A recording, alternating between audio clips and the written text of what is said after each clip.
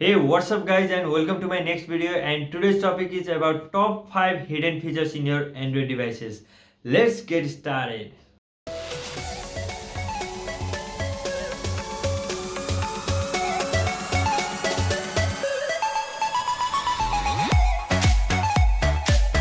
And first point मा रहेको छ sync features.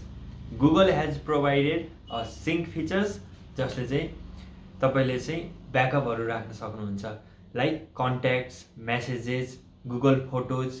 तपाईलाई एउटा कुरा थाहा छ, गुगल फोटोजमा सधैँ ब्याकअप गर्ने बस्ने गर्छ. किन बस्छ? यही फिचर्सले गर्दा. सो तपाईहरुले चाहिँ जीमेल अकाउन्ट बनाउनु भो र त्यसलाई सिंक गर्नुभयो भनेपछि तपाईहरुको कन्ट्याक्ट्स, मेसेजेसहरु चाहिँ सबै ब्याकअप बस्ने गर्छ. Let's see how to do this. तपाईहरु चाहिँ फर्स्टमा सेटिङमा जानुपर्छ.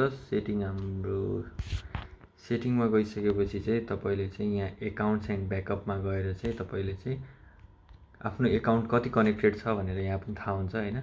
र तपाईले सिंक इनेबल डिसेबल यहाँबाट गर्न सक्नुहुन्छ. लाइक मैले यो एकाउन्ट चाहिँ अब सिंक गरेको छु हैन, र मैले के सिंक गरेको छु भन्ने कुरा यसमा थाहा हुन्छ.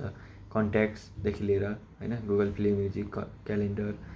र यसले गर्दा चाहिँ यो सिंक इनेबल गर्दाखेरि चाहिँ तपाईको ब्याकअप बसेको हुन्छ. यो कन्ट्याक्ट्स तपाईले जस्तै एउटा डिभाइस लिनुभयो, अर्को डिभाइस लिनुभयो र तपाईले यो जीमेल हान्ने बित्तिकै तपाईको कन्ट्याक्ट्सहरु अटोमेटिक चाहिँ त्यो डिभाइसमा पुग्छ. सो सिंक भनेको एकदमै इम्पोर्टेन्ट फिचर्स हो हैन. तपाईलाई सिंक त भइरहेको हुन सक्छ, तर कतिपय ठाउँमा सिंक नभएको पनि हुनसक्छ र यहाँबाट सिंक नाउ पनि अप्सन छ हैन. यसले चाहिँ तपाईको फेरि सिंक यदि भएको छैन भने नि फेरि गर्न सक्नुहुन्छ र ब्याकअप बसाउन सक्नुहुन्छ. एन्ड नेक्स्ट रहेको छ notification. How to block notification, unintentional notification from apps. र तपाईँ कहिले बोर फिल हुनुभएको होला हैन, इरिटेट फिल भएको होला, लाइक हुन्छ नि गेम खेल्दै हुनुहुन्छ र तपाईको इन्टेन्स गेम भइरहेको छ र बिचमा चाहिँ फायर बटनको ठाउँमा चाहिँ नोटिफिकेसन आइदियो र नोटिफिकेसनले गर्दा चाहिँ तपाईँ युट्युबमा जानु पर्यो. देन कति इरिटेट हुन्छ. Let's start how to get rid of this. First you have to go to setting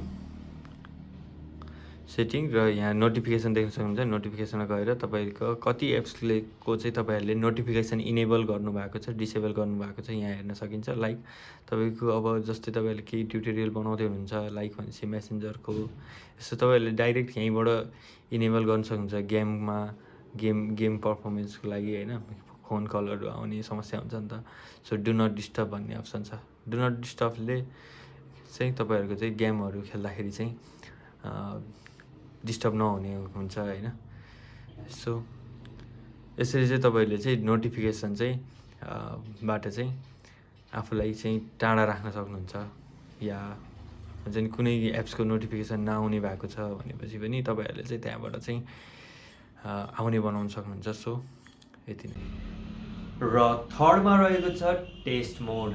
test मोडलाई चाहिँ तपाईले कहाँ युज गर्न सक्नुहुन्छ भन्दाखेरि चाहिँ तपाईहरुले चाहिँ एउटा सेकेन्ड ह्यान्ड डिभाइस लिन थाल्नुभयो रे र तपाईलाई चाहिँ भेट्न बोलायो रे डिभाइस लिनलाई, र भेट्न जाँदाखेरि चाहिँ तपाईलाई हेर्नुपर्ने भयो वेदर यसको चाहिँ के काम गर्छ र के काम गर्दैन. लाइक हुन्छ नि एउटा एप्स खोलेर चेक गर्नुभन्दा चाहिँ एउटै युआईमा चाहिँ तपाईहरुले चाहिँ सबै चिज चेक गर्न पाउनुहुन्छ. Let's see how to. तपाईहरुले चाहिँ एभ्रिथिङ चेक गर्न सक्नुहुन्छ. लाइक हुन्छ नि तपाईको क्यामेराहरूदेखि लिएर, टचदेखि लिएर, स्पिकरदेखि लिएर, लाइक दुईटा स्पिकर हुन्छ हैन. अब तपाईले चेक गर्न सक्नुहुन्छ. लाइक यसरी हुन्छ नि, यो चाहिँ यताको स्पिकर भयो है, एउटा साइडको स्पिकर, र यताबाट चाहिँ यताको स्पिकर सुन्न सक्नुहुन्छ. तपाईँ त्यसरी चेक गर्न सक्नुहुन्छ. फ्रन्ट क्यामेरा तपाईँले एउटै युआईबाट तपाईँ मेरो फ्रन्ट क्यामेरा चलिरहेको छ कि नै भन्ने कुरा यहाँबाट चेक गर्न सक्नुहुन्छ.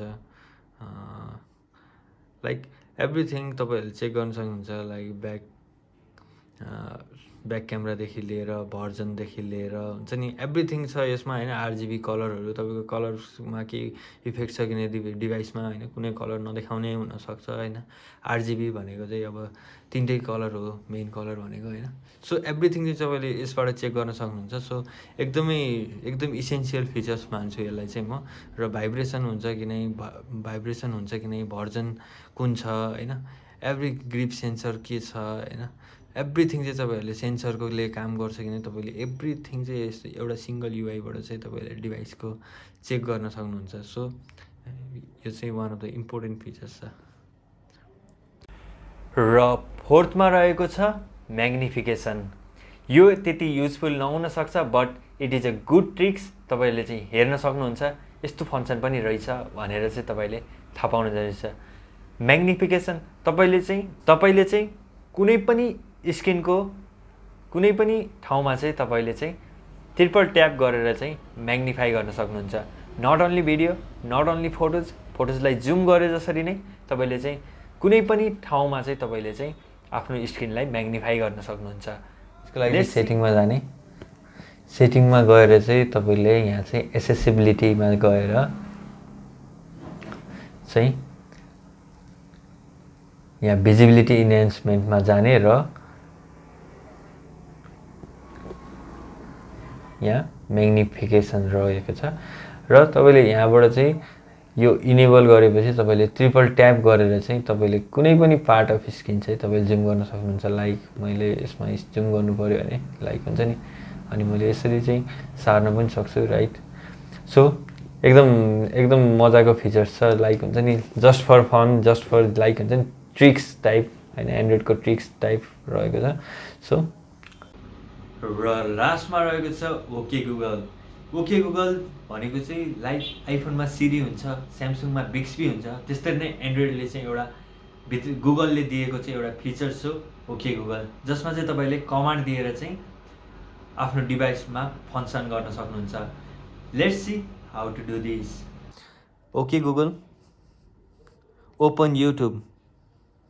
Opening YouTube. लाइक तपाईँले इजिली चाहिँ युट्युब यसरी ओपन गर्न सक्नुहुन्छ। लाइक एभ्रिथिङ क्या, तपाईँ click on this voice button अनि पारस खड्का